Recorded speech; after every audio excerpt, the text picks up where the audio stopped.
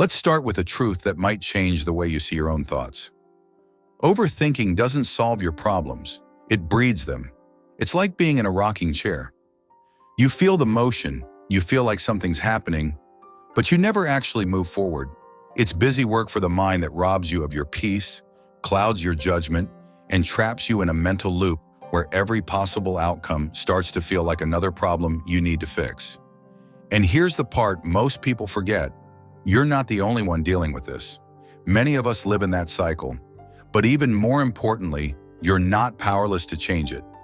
Today, I want to share with you 5 deep, practical, and life-changing methods that can help you break that loop, still your thoughts, and reclaim your mental space. These aren't just tips you'll forget in 2 hours.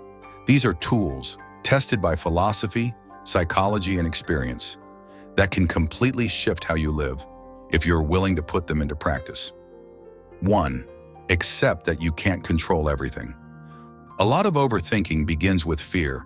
Fear of making the wrong choice, fear of being judged, fear of failing. So what do? We try to think our way into safety.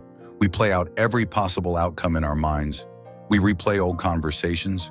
We mentally rehearse dozens of scenarios, hoping that somehow this will protect us from pain. But here's a hard truth to swallow. No matter how much time you spend thinking, you cannot fully control life.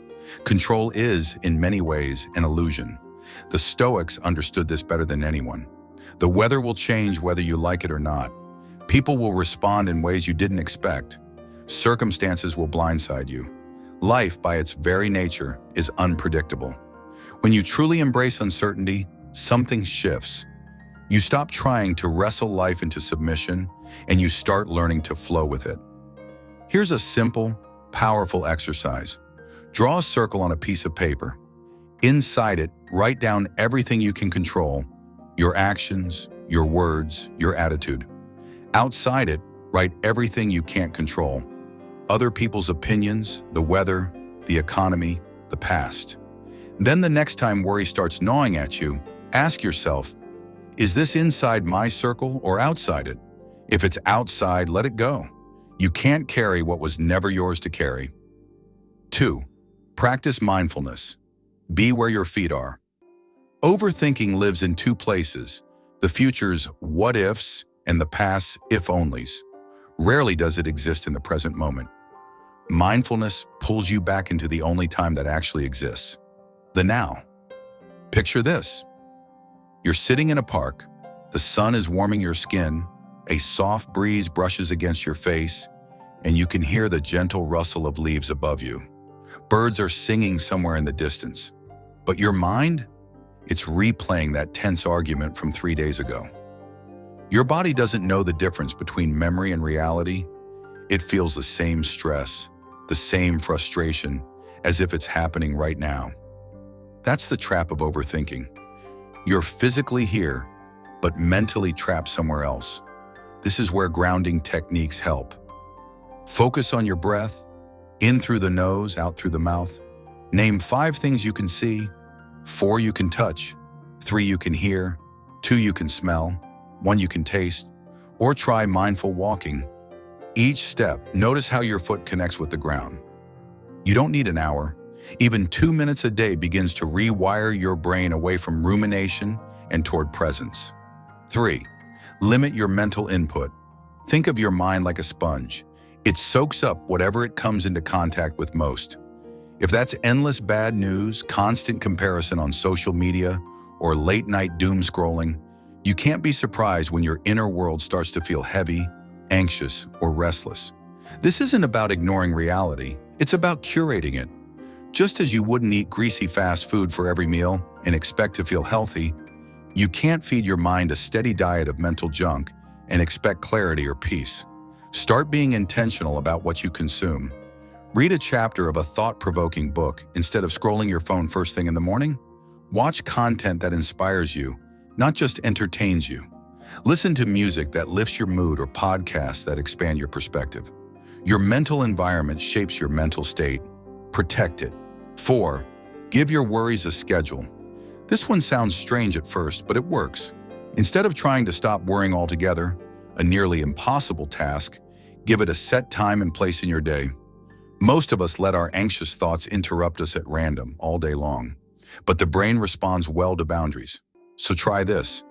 Pick a 10 to 15-minute window in your day that's worry time. During that period, let yourself think through problems, write your thoughts down, or journal freely. When the timer ends, stop. If a worry pops up later, tell yourself, I've already thought about that today. You're training your brain to see that overthinking has limits. It doesn't get to run your entire day. 5. Take action. Even tiny steps count. Overthinking's favorite weapon is paralysis. The more you think, the less you do. The less you do, the more doubt grows. And that doubt fuels, you guessed it, more thinking. The way out is movement. You don't need the perfect plan. You don't need to feel ready. You just need to start.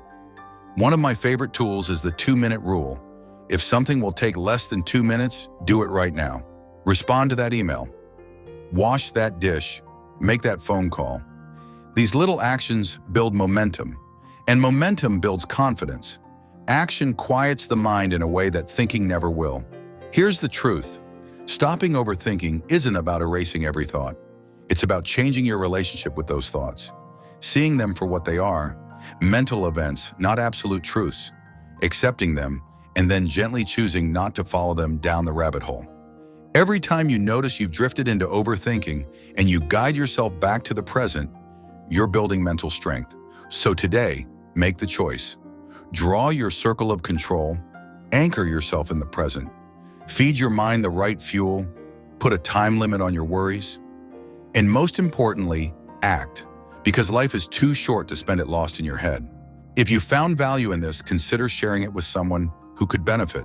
And don't forget, a simple like goes a long way in spreading Stoic wisdom. For more insights on philosophy, personal growth, and the art of clear thinking, subscribe and turn on notifications. Stay strong, stay mindful, and above all, stay stoic. See you in the next video.